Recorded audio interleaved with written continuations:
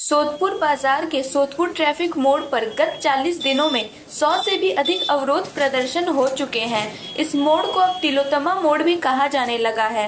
इस स्थिति में जहां अन्य बाजारों में अब पूजा को लेकर लोग खरीदारी करने पहुंच रहे हैं, वहीं सोदपुर बाजार में अभी भी सन्नाटा पसरा हुआ है।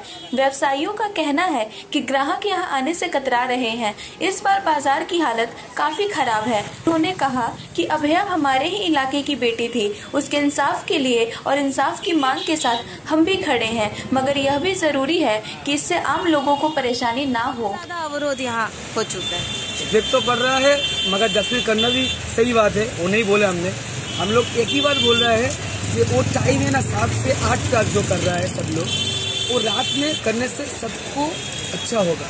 क्यों मार्केट एरिया है, लोग चल रहा आ रहा है जा रहा है, कुछ लोग के परेशान हो रहा है, ऑफिस से आ रहा है, कस्टमर नहीं आ रहा है। बहुत मदद खराब। हम लोग एकदम विरोध नहीं है इससे, एकदम सच्ची बात है।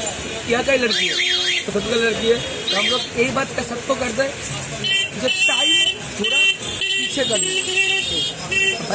बारिश गया 2 दिन तो घर की बहुत ढेर सारा माल है, दुकान ढेर सारा माल।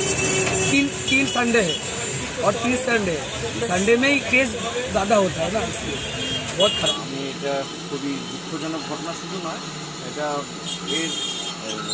এর উপর এফেক্টও আসছে বাজারে। প্রত্যেক মা বোনেরা বেরাতে ভয় পাচ্ছেন, ব্যক্তি স্বাধীনতা হারিয়ে ফেলছেন যে হ্যাঁ আমরা বেরাবো যদি কিছু আছে কিন্তু ব্যাপার একটা কনফিউশন।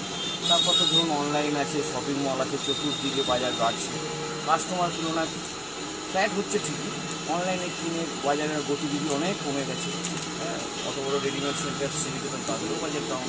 আমরা তো ছোটোখাটো দোকানদার, আমাদের বাজার খুবই খারাপ। চেষ্টা করছি যে আগামী দিনে একটু ভালো করার, আপ্রাণ চেষ্টা করছি। আর কাস্টমার দিদি মা বোনেদেরও বেরোতে বলছি যে আমরা বেরোন, আমরা পাশে আছি। এই যে ব্যাপারটা নিয়ে আন্দোলন হচ্ছে, নিশ্চয়ই আন্দোলন, আমি এটাকে আমি স্বতঃস্ফূর্তভাবে সমর্থন করি। কেননা আমরা জানি একটা মেয়ের এই ব্যাপারটা এর নিশ্চয়ই এর একটা সমস্যার সমাধান হোক। এটা তার বাবা মা কী অবস্থায় আছেন বলুন তো, একটা মাত্র সন্তান, যে ডাক্তার আমাদের পরিষেবা দেন, সেই ডাক্তারই যদি তাদেরকে আমরা মিস করি তাহলে তো তার কোনো নেই। আর এই তার মধ্যে একটাও রিকোয়েস্ট, সব ভালো সব তাদেরকেও অনুরোধ করা তারা যেন আমাদের মেডিকেল কলেজের যে জুনিয়র ডাক্তাররা তারা যেন এই অসুস্থ রোগীদের, শুনেছি দেখেওছি তারাও পাশে আছেন, সেটাকেও রেখে নিশ্চয়ই তাদের যে কী বলবো আন্দোলনটা চালিয়ে যায়। ঝামেলা কোনো হয়নি, বাজে বলবো না আমি, কোনো জায়গায় কোনো সেইভাবে ঝামেলার ব্যাপারটা নেই। মানে এর এফেক্ট বাজারের উপরে পড়ছে, যে এই আর্জি করার এই ব্যাপারটা নিয়ে এটা বাজারের উপরে পড়ছে। হ্যাঁ, সবাই একটা আতঙ্কগ্রস্ত।